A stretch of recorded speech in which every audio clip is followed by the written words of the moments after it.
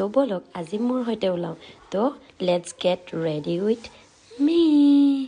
ফাগুন অহাৰ সময়তে আকৌ এবাৰ আহি কোবানে ভৰি ৰব যেন মৰমেৰে তোমাৰে কথাকে ফাগুন অহাৰ সময়তে আকৌ